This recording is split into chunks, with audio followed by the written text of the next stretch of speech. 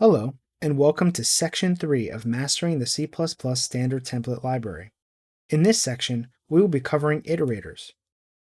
So what are iterators? An iterator is any object that, pointing to some element in a range of elements, has the ability to iterate through those elements using a set of operators. Another way to think about iterators is as a generalization of the concept of a pointer. In this small example, the element pointer is a random access iterator that allows you to move back and forth through the SUMElements array. Iterators are broken up into categories. They are input, output, forward, bidirectional, random access, and, since C++17, contiguous. Contiguous is special, however, as it is not defined by its tag, but rather by its behavior. In each of the iterators, it makes its features known via the iterator traits. Since iterators can be any type that fulfills the iterator contract, we must know what makes up the base iterator contract. An object is an iterator if the following criteria are met. First, it must be copy constructible, copy assignable, destructible, swappable, has member type defs of value type, difference type, reference, pointer, and iterator category, is dereferenceable, and is incrementable.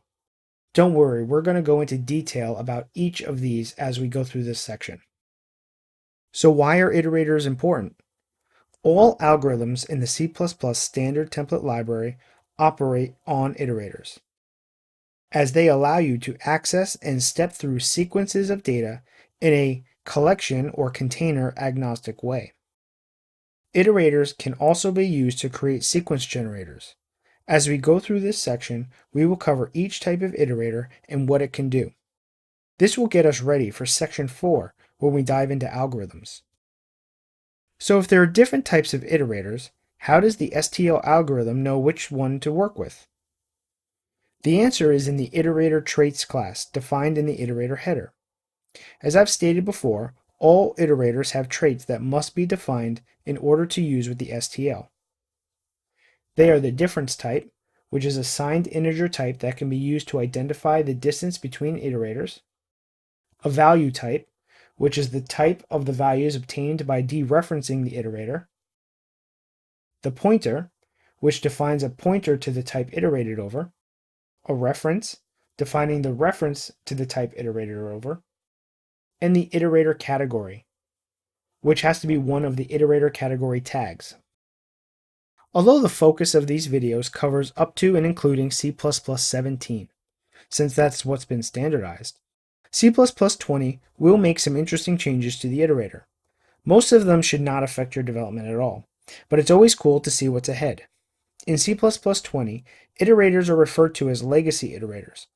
At this point, I'm not sure if they're actually going to change the names of the classes or not, but they would probably deprecate the current ones if they were going to do that. They will also be redefining some of what makes up the different iterators, using the newly introduced concepts idiom. However, since we are at least 2 years from standardization, and possibly another 2 or more years away from full adoption, it's safe to ignore these changes going forward and concentrate on what's available with C++17. Let's conclude this section with a code example looking at how to access the iterator traits of an iterator. So I've opened my project file, and I've included some headers that I need.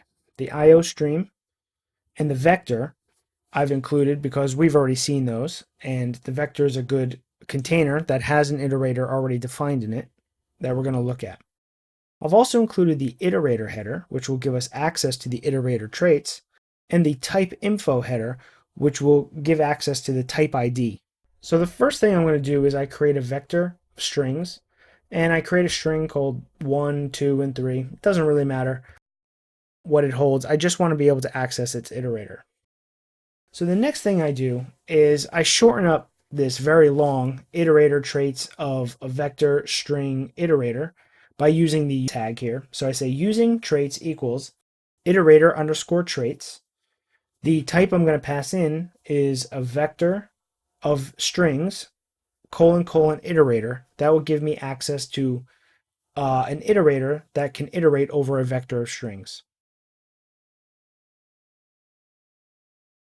So the first thing I'm going to show here is that if I look at the value type of the traits, it should match string, which is what I passed in to the vector here and here to get the iterator.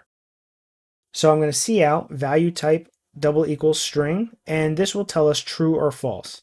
I use this see out standard bool alpha so that instead of getting 1 or 0 for a boolean, I'm going to actually get the word true or false. It's just a convenience. The next thing I'm going to do is I'm going to print out the other types as well. The pointer type, the reference type, and the difference type. Notice I'm checking that the pointer type should be a string pointer, and the reference type should be a string reference. This makes complete sense since my type is a string, and if I want to point to a string, I need a string pointer, and if I want to reference a string, I need a string reference.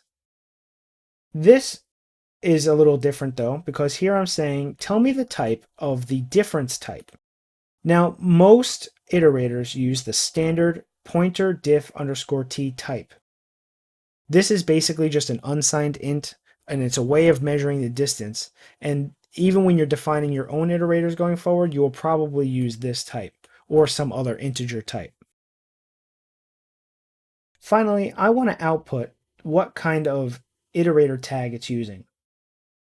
So I'm going to say, what is the iterator category? And I'm going to check it against the random access iterator tag. Now, I know for a fact that the vector has a random access iterator because a vector is actually backed by an array, and a C-style array, and a C-style array can be accessed via a pointer, and a pointer is a random access iterator. So I know that this is going to be true. However, going forward, you can have a sequence of if statements to check your different types, and we'll learn about all the different types, and you can actually check what type of iterator you're using by checking whether or not its tag matches the iterator category. Let's go ahead and compile this and see what prints out. Okay, so we can see that the value type double equals string is true. That's exactly what we expected. Pointer is a string pointer. Of course, that's true. A string reference, that's true for a reference. The difference type is the standard pointer diff type. That's true. That's going to be the case for most of your standard library difference types. And you can use this, of course, when you're defining your own iterators as well, which we're going to learn towards the end of this section. And finally, the iterator category was the random access iterator. I already knew that, but I just wanted to show you can compare the iterator category to these tags. Let's make a quick change where I'm just going to change my vector type to int. Actually, I don't even need to change this vector type. I can just change the type of iterator. I'm going to say, give me a vector iterator that can go over a vector of ints. I'm now going to compile this, and I'm going to go ahead and run it. And now we can see that that's false for the value type equals string, because now it's an int. It expects to actually iterate over ints, so we can actually check that kind of thing. Obviously, the pointer type would be an int pointer in that case, and the reference type would be a int reference. However, it is still going to use the pointer diff type for the difference, and it's still going to be a random access iterator.